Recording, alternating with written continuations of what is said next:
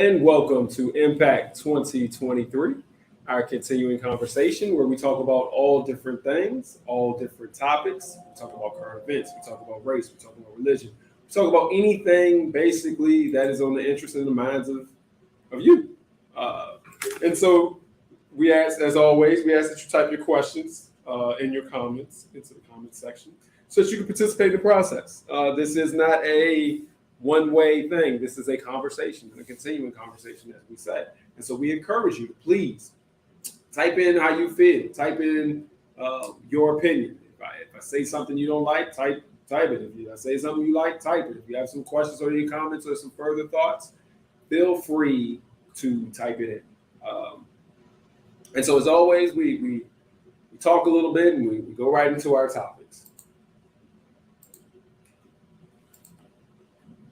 Before we go into our topic, though, I want to discuss another state has done something weird when it comes to education, and that is Arkansas. They are trying to follow the lead of some other states and banning. 2 days before school started, they decided they wanted to ban. The governor decided that she would like to ban AP African American Studies. So the African American Studies that will give you college placement. And so they said that they were going to get rid of it. However, 6 school districts said, hey, we're not doing that. And so they're still going to teach it. Even though the governor said no, we didn't want it to happen. And so then their Department of Education or their State Department of Education then came back and said, y'all need to turn over all your documents. It has to do with that course so that they can comb through it and see if there's anything inappropriate. And that's concerning for a number of reasons, in the sense of, all right, Arkansas, one, you're just trying to copy everybody else. And then 2, you're trying to ban something and you're doing it sloppy. You're doing it right before school starts. So what's your agenda there? And then how come you're banning AP African American history, but you're not banning any other history? They have AP European history, and they didn't have any problem with that. And so then it comes to what's your true agenda there? And they said that that's because of their new laws that they had, trying to get rid of indoctrination of children and getting rid of anything that makes people feel bad in history. That somehow AP African American history was a violation, but the other AP courses or the other history courses, and we're highlighting, of course, AP European history as well, was not in the violation. And so we want to watch that. And kudos to the people down there in those 6 different districts who have decided that they're still going to teach. 6 different schools that are still going to teach AP African American history, and that they're still going to offer it. But yeah, you just have to be real cautious and conscious of what's going on and how it's spreading, and again, what our reaction will be, because reaction is always needed when they're trying to push back the advances that this country has made when it comes to race relations, the advances that we've made as Black and brown people as well. So I just wanted to make sure that I highlighted that before we talk to make sure I keep that, to make sure we keep that current and keep that top of mind. And if it comes to the same situation with Florida, where NAACP, other organizations decide that we need to stop going down there, then Arkansas will surely be on the list, and it'll surely be a place that we need not go. I don't know how many people are actually going to Arkansas to hang out and visit. Like, I don't know, Little Rock maybe. I don't know what they got. But anyway, I just wanted to make sure that we keep that on our radar. All right. There is a new app. I'm not going to say the name of the app because I don't want to give them undue advertisement or anything like that. But there's a new app that I know of that is here in Virginia. Oh, wait, hold on. We have a comment. We need to publicly call out governments and government officials who are racist. Good point. So Sarah Huckabee Sanders of Arkansas, the governor of Arkansas, is the one who has decided that she wants to put out this racist policy. But I'm saying that, but also that comment is really needed because when you do something that appears to be racist, then we need to call it out and you need to defend yourself. You need to either explain to us why it's not, why you think it's not, or you just need to be like, hey, it is what it is. That tell us that you are racist. Let us know. But we need to hold your feet to the fire in those situations. Like if you do something that appears to be racist, we need to make sure that you either, what do you have to say about it? You need to explain yourself. And I think that's what this comment is hitting on. I think that's exactly right. That is exactly right. We need to demand that from everyone. From everyone. All right, great comment. I mean, that was an excellent comment. All right, so there's a new app here in the Virginia area, and it's in other cities as well. And what this app is it connects people together with different opinions. So people from different religious groups, or people from different political backgrounds, or people from different socioeconomic statuses, people with different education levels. And the goal is to bring people together who are different so that they can have conversations about their similarities. And so there's no goal here per se of trying to change the person that you're talking to, trying to indoctrinate the person that you're talking to, trying to convince the person that you're talking to that their opinions are wrong or that they're different. It is, let's talk about some difficult topics, but let's see what we have in common. And so that's the goal. It's not a profit generating place. It's an app. It's an organization that is out here really trying to, I guess, based on their literature, just bring people together and do some positive change.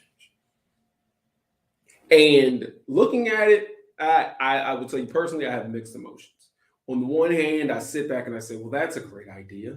People need to get together with one another and talk things out, even though we're different.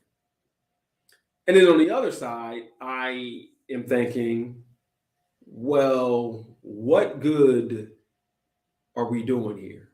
We're not talking about it. We're both going to talk about what we want to talk about, just so that we can see what similarities that we have. For what purpose? I'll give you a good example.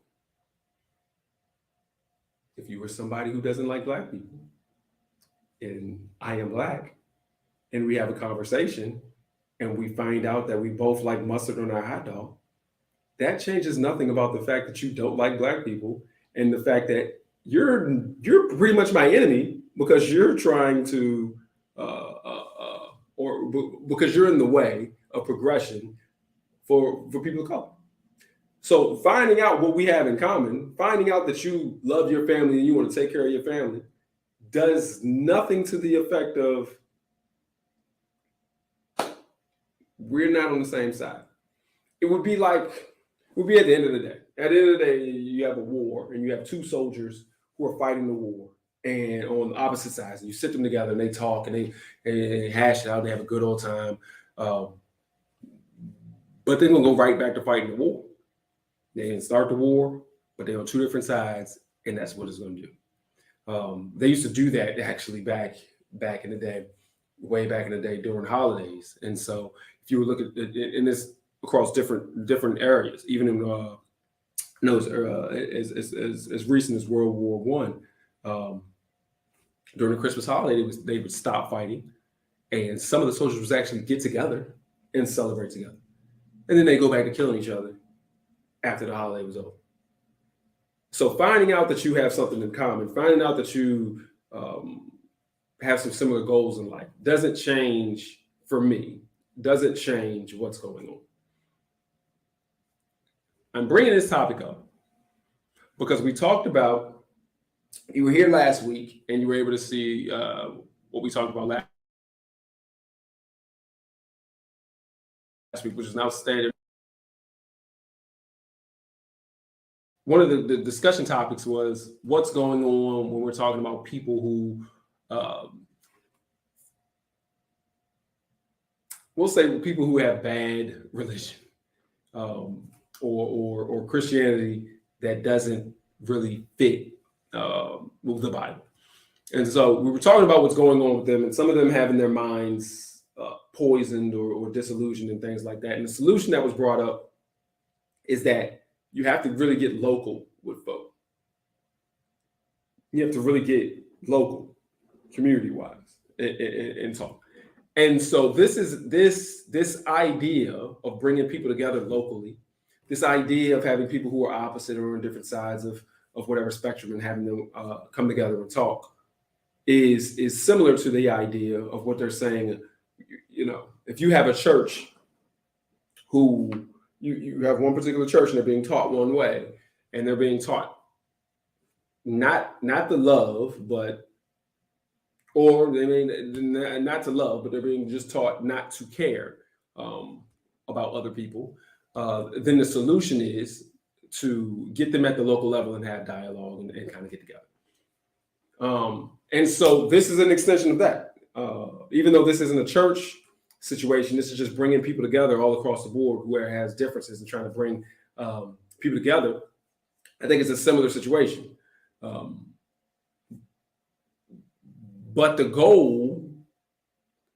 goal is just to talk, if the goal is just to find out that, that these people aren't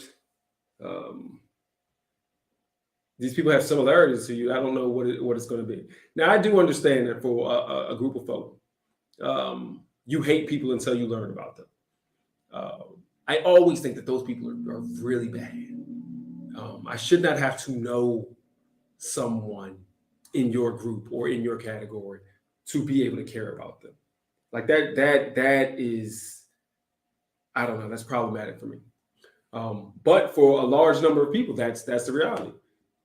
One of the things that they talk about when they're talking about the different populations, where people were like, man, if people never experience a black people, like, well, you need to meet some black people to talk to them, and you'll realize that they're regular people just like you are. If you had to talk to black people to realize that's a really sad situation. They do the same thing with LGBTQ. You got to meet somebody who's gay, or meet somebody who's trans, and realize that they're regular people just like you are, and you shouldn't just be hating on them and whatever. If you had to do that again, that's sad. And it goes on across. You had to meet somebody from South America, or meet somebody from Central America who was trying to come here illegally or trying to come here legally, but you had bad ideas and bad thoughts about them, but you had to meet them and realize, oh, they're regular people. Again, that's sad.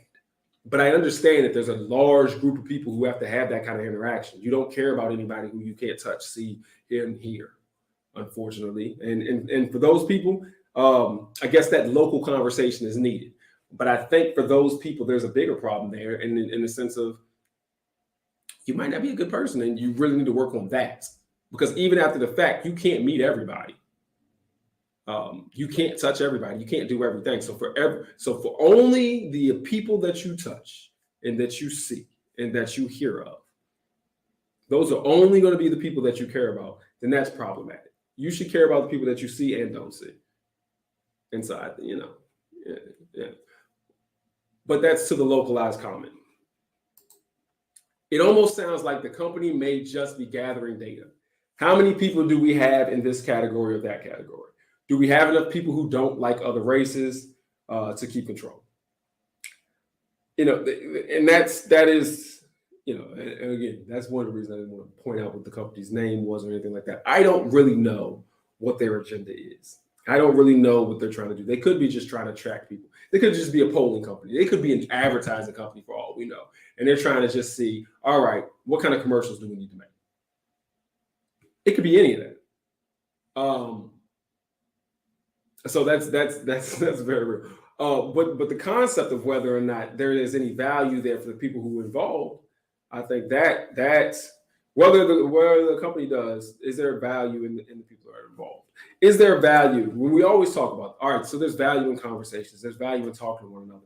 But at the end of the day, if I'm talking to you and I think that you're wrong, I'm not talking to you to find out what our similarities are. I'm talking to you so that we can talk about those particular issues, so that we can come to an understanding of, am I wrong in my thought process with you? Are you wrong in your thought process with me? Are there some things that we don't understand about that process?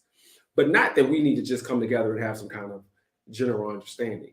I don't want to understand someone who sits back and has no care for immigrants, legal or illegal.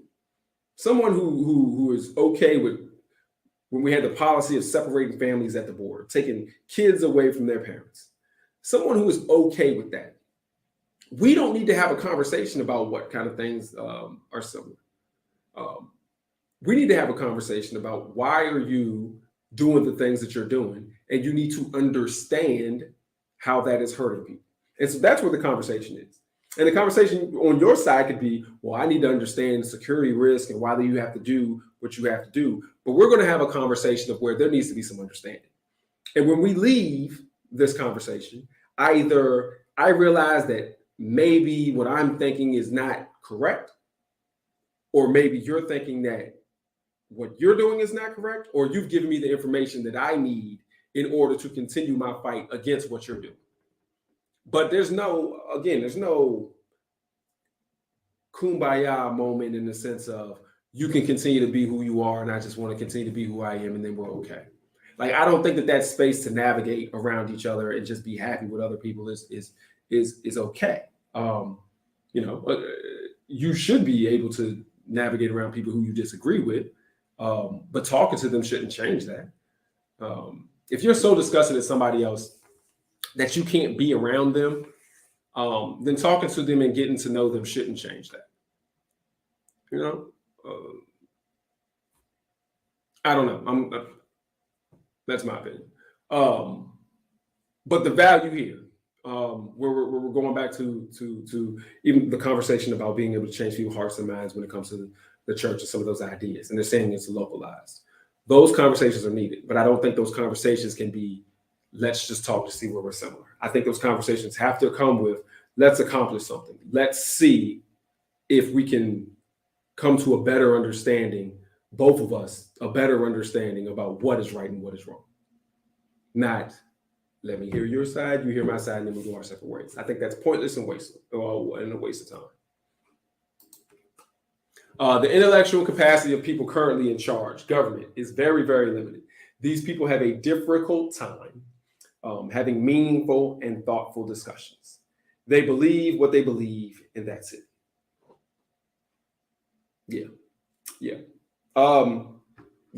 And I think, and I'm a stickler for, the people in charge are caricatures for the most part.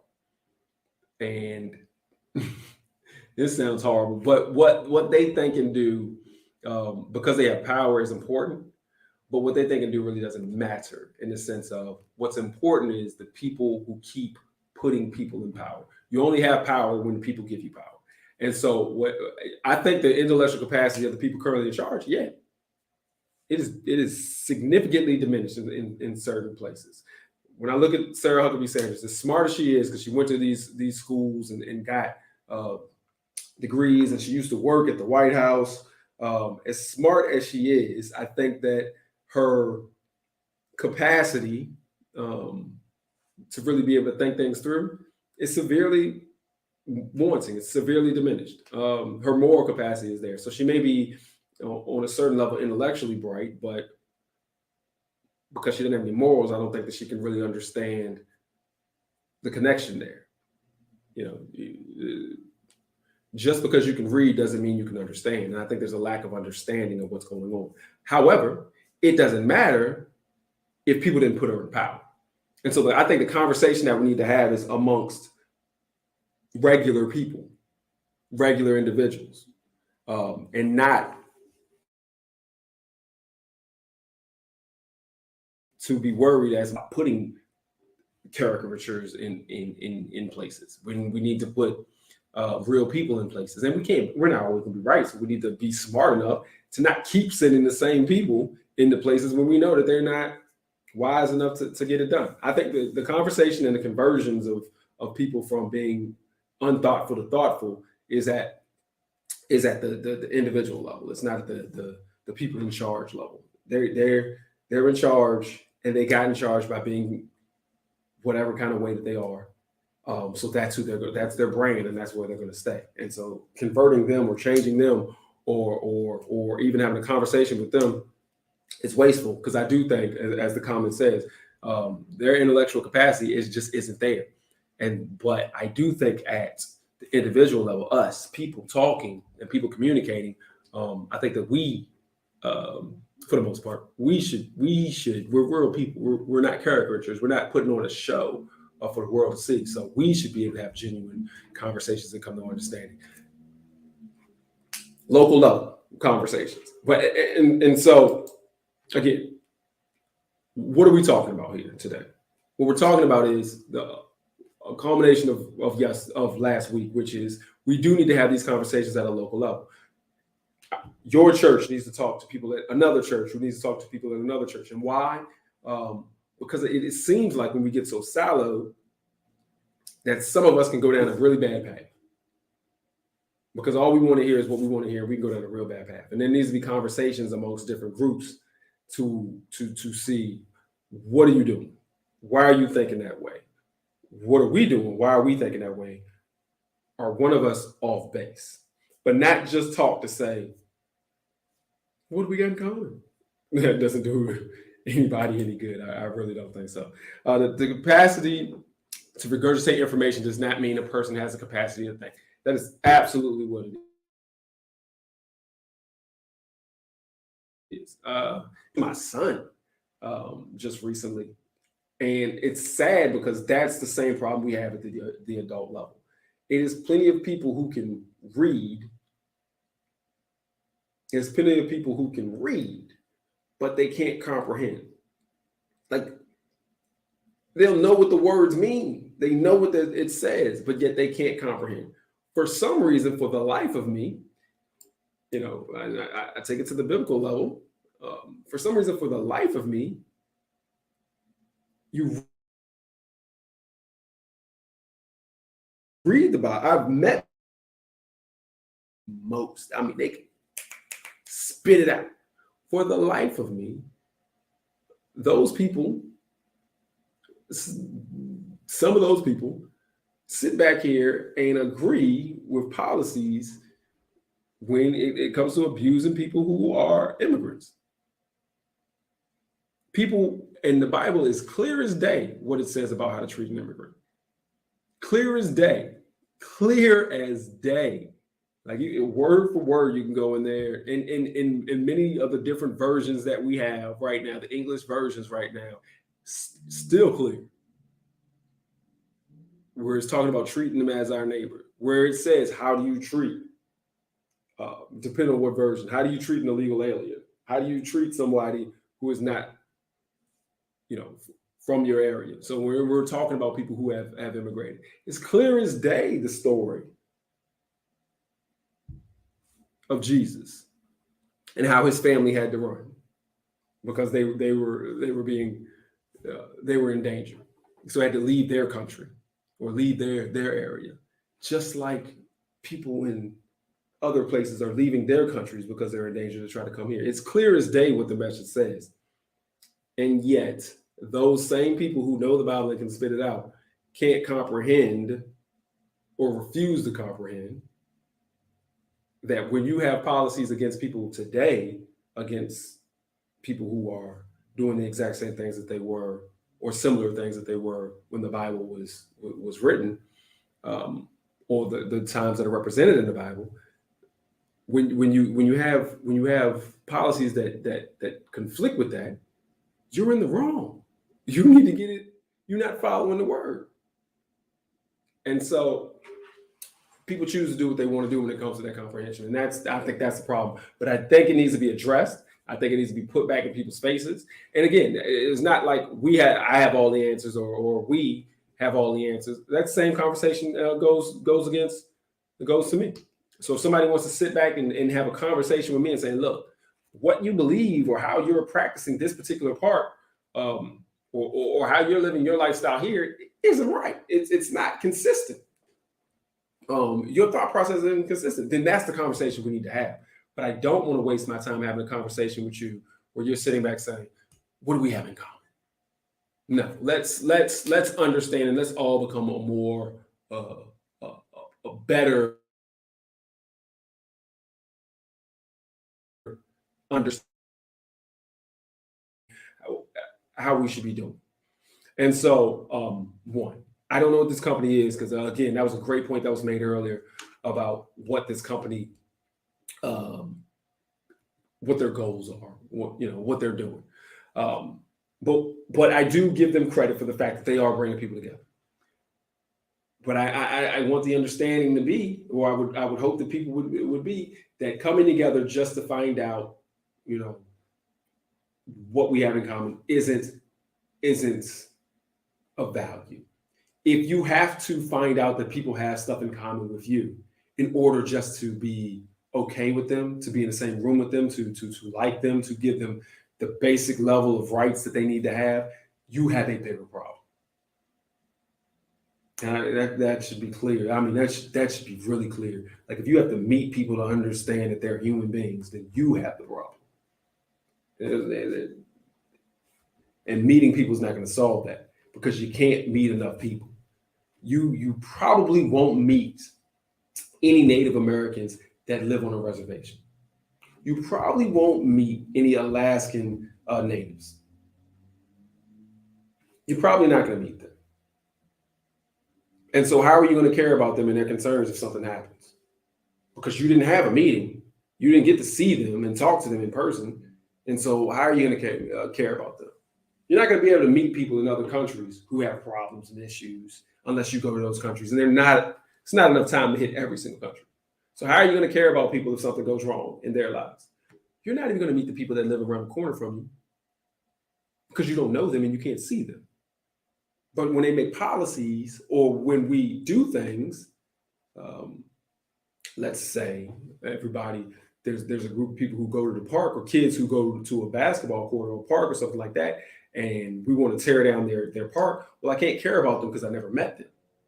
And so that's where it becomes problematic. Like you're not going to meet everybody, but you should be able to care about people that you don't even know, that you've never even seen, because they're people.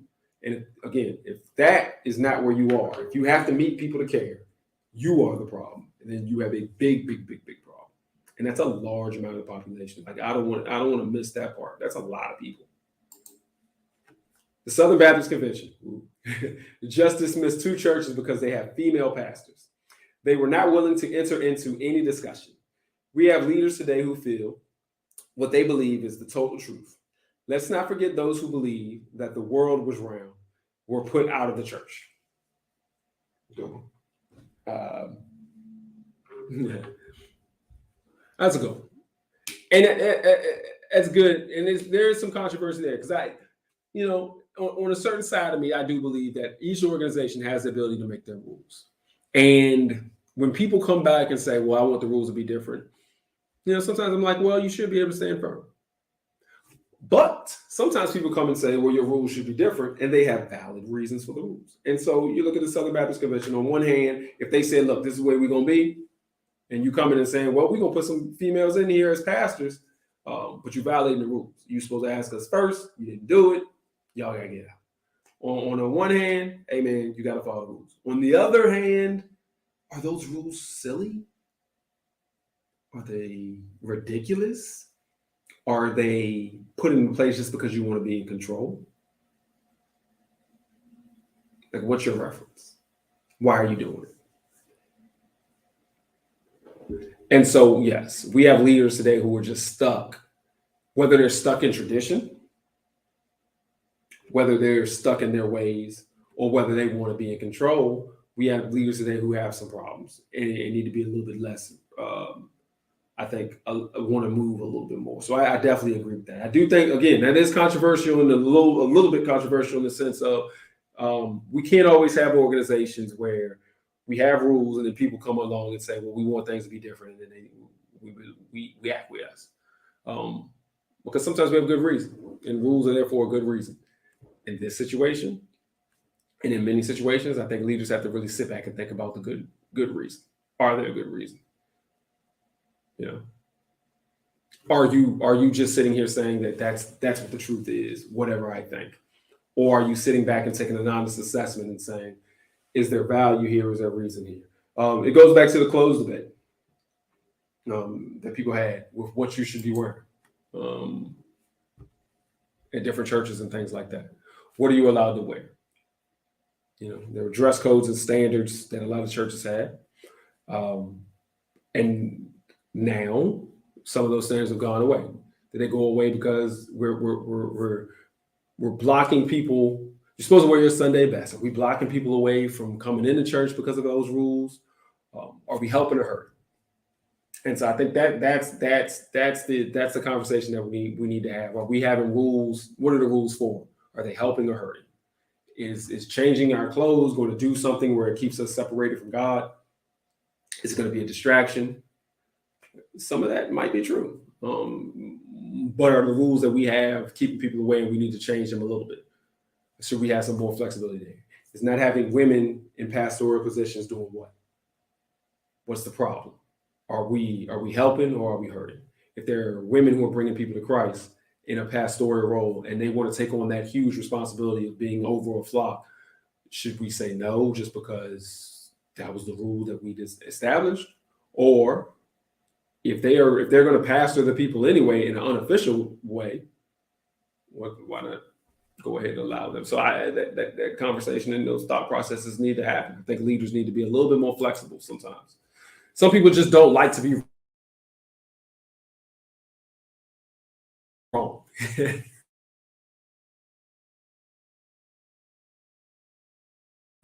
That sometimes people just get stubborn. We get stuck in our ways and we can't admit when we're wrong. That is what we have here that's being taught to young people from politicians and strong men, as they say, from our political leaders, from our government officials, is that you never apologize. You never say that you're wrong. You always just pivot.